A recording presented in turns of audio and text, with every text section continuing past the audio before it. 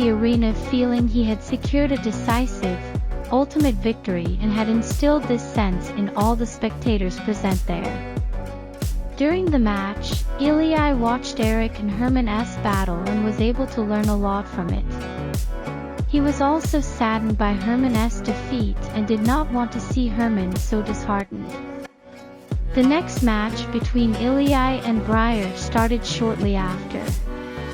Briar was an experienced warrior from Middle-earth. He had years of fighting experience and knew his sword and shield well. He was a mighty, skilled warrior who never surrendered. He was always ready to fight at any time, any place, even if it meant standing up to more powerful people. Briar was a popular warrior in the city of Middle-earth. He was known for his bravery and justice. The people of Middle-earth considered Briar their hero and cited his name whenever there was talk of courage and skill. Ilya and Briar stood in the middle of the arena staring at each other. Then they charged at one another. Briar raised his sword and attacked Ilya. Ilya dodged Briar's blow and landed a heavy kick to Briar's head. Briar screamed in pain and stepped back. Briar attacked Ilya again. This time Ilya dodged Briar's blow with a quick sidestep and tried to tire out his opponent with this method. Briar attacked Ilya many times with his sword, but each time Ilya skillfully and impressively deflected them. With this intelligent tactic he was able to thoroughly exhaust and confuse his opponent. But finally, when Briar tried to land a final blow on Ilya, Ilya deflected it and immediately in response landed a powerful kick to his stomach. Briar screamed in pain and fell to the ground, his sword slipping from his hand and flying to the side. Before he could pick up his sword from the ground, Ilya suddenly put his foot on top of it and held his own sword to Briar's neck. He had lost the battle and reluctantly admitted defeat. Briar stopped resisting and lay his head on the ground in submission. But Ilya bent down towards him and extended his hand, saying, "You fought very well. I'm glad I got to battle you." Briar also shook Ilya's hand and got up from the ground, smiling at the fact that his opponent had shown him respect and boosted his morale. He wished Ilya success. Ilya, who had made it to the finals, was very happy. Winning and losing didn't matter to him. He just wanted to identify his weaknesses and strengths, and thereby improve his skills. After the match ended, Master John and other club members came to Ilya and congratulated him on his great victory, all speaking to him cheerfully, as if they were fully satisfied with the competition and proud of him. The night before the final match, as usual Ilya was sitting under the Eredal tree meditating. The full moon was in the sky and the stars shone brightly. The trees swayed in the wind and he could feel the cool air. Ilya closed his eyes and took a deep breath. He could smell the wood and soil.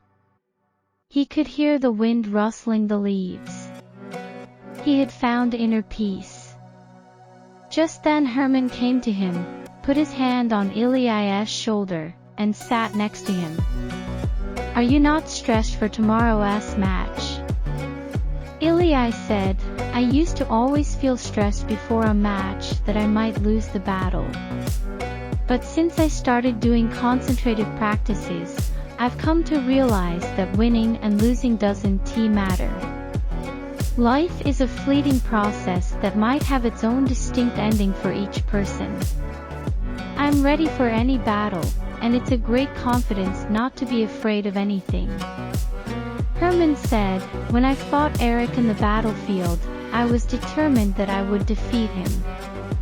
I worked and trained so hard for that moment, but when I saw he had a considerable advantage over me, I became disheartened. I hope you can succeed in tomorrow's battle and accomplish what I couldn't, emerging victorious from this arena. Ilyai smiled at Herman and said, "Thank you, Herman. I'll do my best." Ilyai and Herman sat under the tree talking for a while longer. Just then, Mr. and Mrs. Crocker rushed over to Ilyai, excited and happy that he had made it to the finals. They embraced Ilyai, and Mrs. Crocker, who had baked a cake for Ilyai, gave it to him saying, "Here's a cake I baked for you. I just hope you win tomorrow. I can't wait until tomorrow. I'm so happy." Herman, standing there, smiled at Mrs. Crocker and said, "You only brought cake for Ilyai, what about us?" Mrs. Crocker said, "You pray that Ilyai wins tomorrow. I'll bake everyone free cake." Herman said, "Then that's great. Ilyai, make sure to become the champion for the cake if nothing else."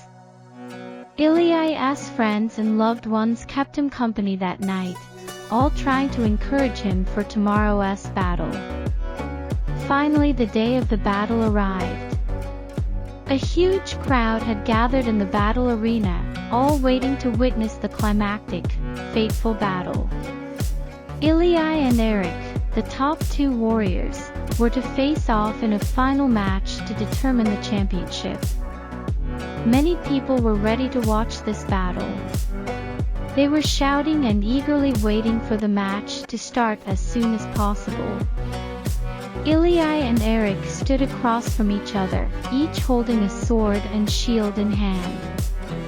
Ilyai was completely calm, breathing very steadily, but Eric, who was one head taller than Ilyai and had a larger build, kept yelling and shouting Ilyai's name, repeatedly calling him a loser. Eric knew that in the previous battle, Ilyai had tired out his opponent by constantly evading and deflecting attacks, so he had figured out Ilyai's strategy and intended not to make useless attacks, but rather wait for Ilyai to strike first and then defeat his opponent in response. The battlefield was an open, circular arena covered in dirt and rocks. The sky was blue, and the bright sun shone down. A huge crowd of people stood around the perimeter of the arena, shouting to watch this battle. The battle began. Contrary to everyone's beliefs, this time Ilyai charged towards Eric first at great speed, constantly attacking him with his sword. He had unmatched swiftness, striking 2 consecutive blows with unbelievable speed. Eric could barely defend against them, only able to respond to one. He tried to attack Ilyai, but Ilyai was much faster than him. The sunlight glinted off the swords, and the sound of their clashing rang out in the air. It was a beautiful dance of light, like a symphony of the struggle between winning and losing. Eric was completely taken by surprise. He thought Ilyai would only defend like in the previous battle, but he attacked with speed and power beyond expectation. Eric was confused and angry, but he would not give up. He wanted to win this battle no matter what it took, so he threw his shield at Ilyai. Ilyai dodged the shield shot, but before he could react, Eric threw a fistful of dirt in his face and kicked him backwards. Ilyai was flung to the ground, his vision completely blurred, unable to see properly. He was furious and disheartened, but did not want to concede the battle so easily. So with his eyes half open, he charged at Eric again, raising his sword and striking at him. But Eric simultaneously struck Ilyai's sword with a very powerful blow, knocking Ilyai's sword from his hand and sending it flying to the ground. Then Eric kicked him back again, throwing Ilyai to the ground a second time.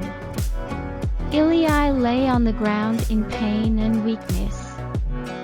His eyes were filled with dirt and hurt a lot because of it, so he closed his eyes, took a deep breath, and recalled Master John's words: "A true warrior does not rely on weapon or place or anything else. He can fight in any situation, with any weapon, in any place."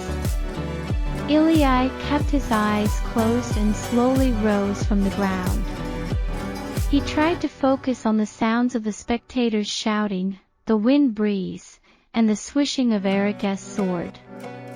The crowd was yelling loudly and cheering.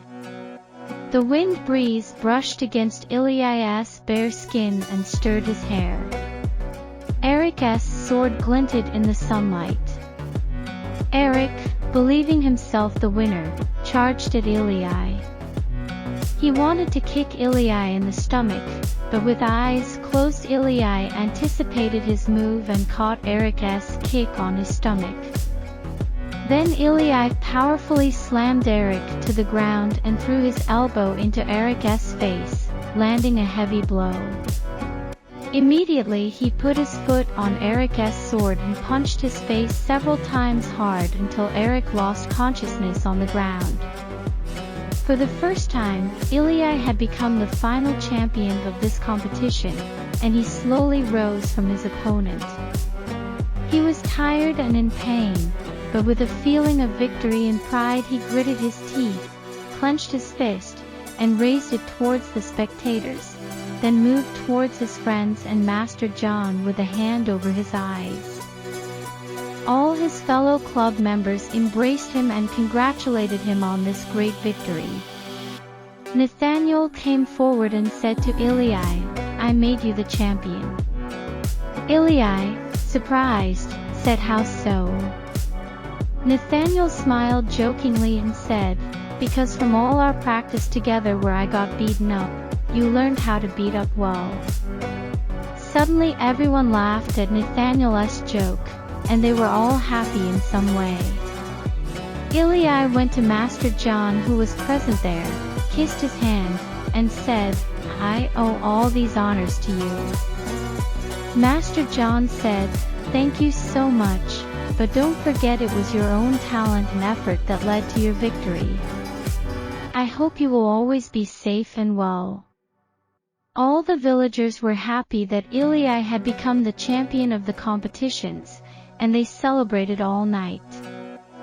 Mrs. Crocker, who had promised cake to all of Ilya's friends and fellow club members, kept her promise and gave lots of cake and pastries to Mr. Crocker and some neighbors to bring to the club. All the club members were extremely happy about Ilya's glorious victory and held a magnificent, memorable celebration late into the night. Soon Ilya's fame will spread throughout the country to all the warriors of the world, of how he was able to defeat one of the greatest warriors, Eric, and become the champion of this competition, by fighting with his eyes closed. Whether this will benefit him or harm him, no one knows.